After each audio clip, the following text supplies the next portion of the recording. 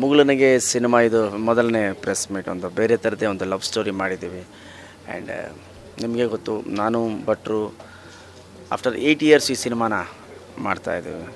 Songs ಭಾಳ ಚೆನ್ನಾಗಿದೆ, dialogues, screen play, ಎಲ್ಲರ ಪರ್ಫಾರ್ಮೆನ್ಸ್ ಬೇರೆ ಥರನೇ ಇದೆ ಸಿನಿಮಾ. ದಯವಿಟ್ಟು ನೀವೆಲ್ಲ ನೋಡಿ ಹರಿಸಿ. Thank you.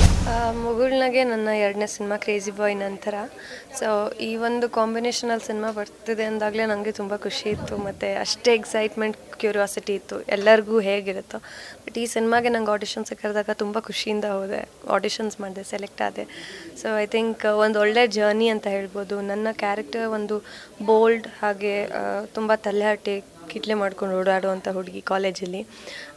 ಆ ಹುಡುಗಿ ಹೇಗೆ ಲವ್ವಲ್ಲಿ ಹೇಗೆ ಇರ್ತಾಳೆ ಮತ್ತು ತುಂಬ ಕನಸುಗಳು ಇಟ್ಕೊಂಡಿರ್ತಾಳೆ ಅವಳ ಒಂದು ಲೈಫ್ ಬಗ್ಗೆ. ಸೊ ಈ ರೀತಿ ನನ್ನ ಒಂದು ಪೋರ್ಷನ್ ಸಿನಿಮಾದಲ್ಲಿ ಸ್ಟಾರ್ಟ್ ಆಗುತ್ತೆ. ಸೊ ಗಣೇಶ್ ಸರ್ ಮತ್ತು ಯೋಗರಾಜ್ ಸರ್ ಕಾಂಬಿನೇಷನಲ್ಲಿ ಮಾಡಿದ್ದು ಐ ಥಿಂಕ್ ನಂಗೆ ತುಂಬ ಖುಷಿ ಆಯಿತು. ಒಂದು ಏನೋ ಹೊಸದನ್ನು ಕಲಿಯೋಕ್ಕೆ ಸಿಕ್ತು. ಆ್ಯಂಡ್ ಅವರಿಂದ ಕಲಿಯೋದು ತುಂಬಾ ಇತ್ತು, ಬಿಕಾಸ್ ಅವ್ರಿಗೆ ಅಷ್ಟು ಎಕ್ಸ್ಪೀರಿಯನ್ಸ್ ಇದೆ. ಆ್ಯಂಡ್ ವರ್ಸಟೈಲ್ ಆ್ಯಕ್ಟರ್ ಅಂತ ಹೇಳ್ಬೋದು ಗಣೇಶ್ ಸರ್. ಸೊ ಅವರಿಂದ ಅವರು ತುಂಬ ಹೆಲ್ಪ್ ಮಾಡಿದ್ರು ನನಗೆ, ನನ್ನ ಒಂದು ಸೀನ್ಗಳಾಗಲಿ ಎಲ್ಲ ವಿಷಯದಲ್ಲೂ ತುಂಬ ಹೆಲ್ಪ್ ಮಾಡಿ ಅಷ್ಟೇ ಲೈವ್ಲಿಯಾಗಿ ಕಂಫರ್ಟಬಲ್ ಫೀಲ್ ಮಾಡಿಸಿದ್ರು ಸೆಟ್ಟಲ್ಲಿ. ಯೋಗರಾಜ್ ಸರ್ ಇಸ್ ಲೈಕ್ ಎಲ್ಲರಿಗೂ ಇರುತ್ತೆ ಒಂದು ಆ್ಯಕ್ಟರ್ಗೆ ಯೋಗರಾಜ್ ಸರ್ ಅಂತ ಡೈರೆಕ್ಟರ್ ಕೆಳಗೆ ಮಾಡಬೇಕಂತ.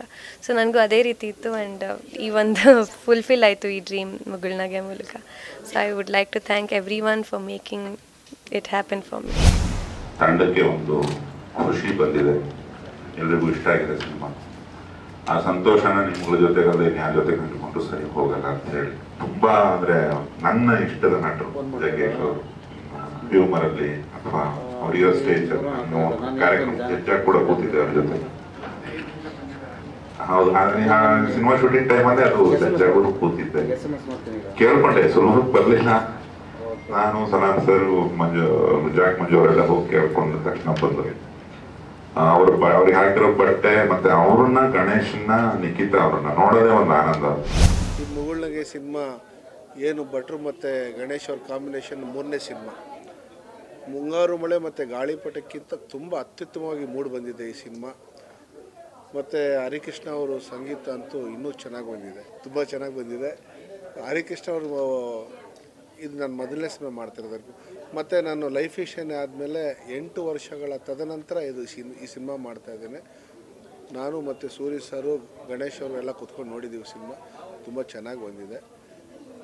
ಮತ್ತು ಇನ್ನೊಂದು ಮುಂಗಾರು ಮಳೆ ಗಾಳಿಪಟಕ್ಕಿಂತ ಚೆನ್ನಾಗಾಗುತ್ತೆ ಈ ಸಿನಿಮಾ ಅನ್ನೋದರಲ್ಲಿ ಯಾವುದೇ ಸಂದೇಹ ಇಲ್ಲ. ಸರ್, ಆಡಿಯೋ ರಿಲೀಸು ನಮ್ಮ ಗೋಲ್ಡನ್ ಸ್ಟಾರ್ ಗಣೇಶ್ ಅವರ ಹುಟ್ಟಿದಬ್ಬ 2ನೇ ತಾರೀಕಿದೆ, ಜುಲೈ 2ಕ್ಕೆ. ಆವತ್ತು ಆಡಿಯೋ ರಿಲೀಸ್ ಮಾಡ್ಬೇಕು ಅಂದ್ಕೊಂಡಿದ್ದೀವಿ. ಮತ್ತು ಆಗಸ್ಟ್ ತಿಂಗಳಲ್ಲಿ ಸಿನಿಮಾ ರಿಲೀಸ್ ಮಾಡ್ಬೇಕು ಅಂದ್ಕೊಂಡು ವರ್ಮಾ ಲಕ್ಷ್ಮಿ ಆಚೆ ಈಚೆ ಸಿನಿಮಾ ಮಾಡಬೇಕು.